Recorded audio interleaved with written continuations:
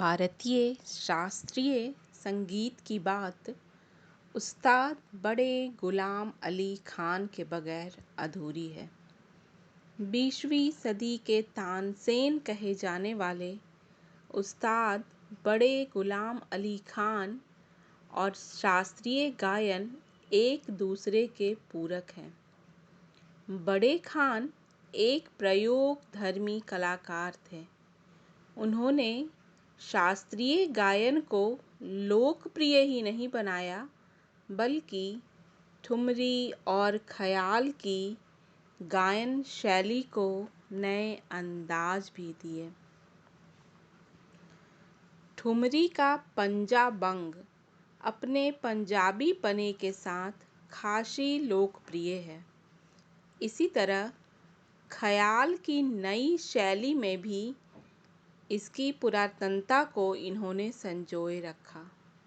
ध्रुपद, ग्वालियर और जयपुर घराने के संगीत का अपने ख्याल गायन में बहुत ही सुंदर समायोजन किया करते थे। याद पिया की आए, कटे न विरह की रात, तिरछी नजरिया के बाण, आए न बालम और क्या करूं सजनी, सुनने वाले उन्हें कभी भुला नहीं सकते। और मुगले आजम में तानसेन की आवाज को कौन भुला सकता है भला।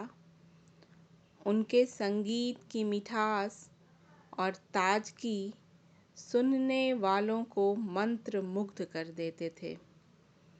इन्हें पटियाला घराने से संबद्ध माना जाता है। उस्ताद गुलाम अली खान के पिता अली बख्श खान कश्मीर महाराज के दरबारी गायक थे। उनका घराना कश्मीरी घराना कहलाता था। आगे चलकर जब ये लोग पटियाला स्थानांतरित हो गए तो कश्मीर घराना का नाम बदलकर पटियाला घराना हो गया। इनका जन्म पाकिस्तान के कसूर नामक स्थान पर 2 अप्रैल 1902 को हुआ। संगीत इन्हें विरासत में मिली शिक्षा थी। इनका परिवार संगीतज्ञों का परिवार था।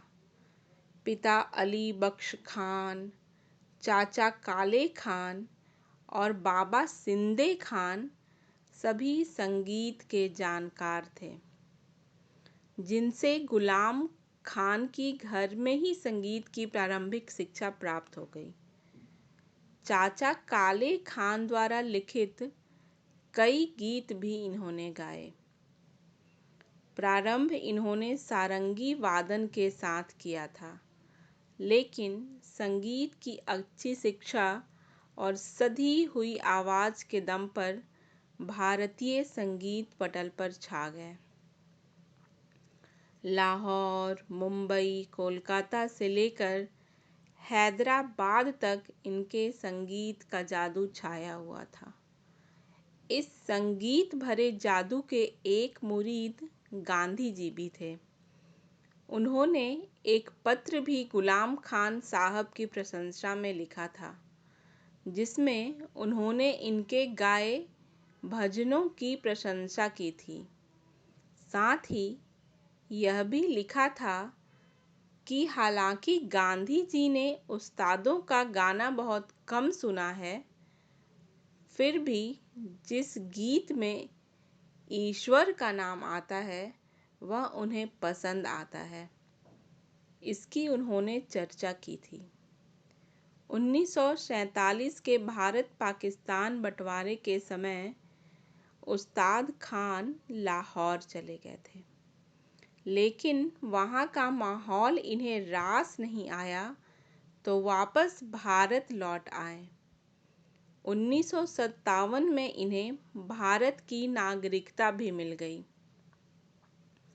बड़े खान साहब ने अपने कई राग रिकॉर्ड कराए और शास्त्रीय संगीत को लोकप्रिय संगीत की तरह चर्चित बनाया।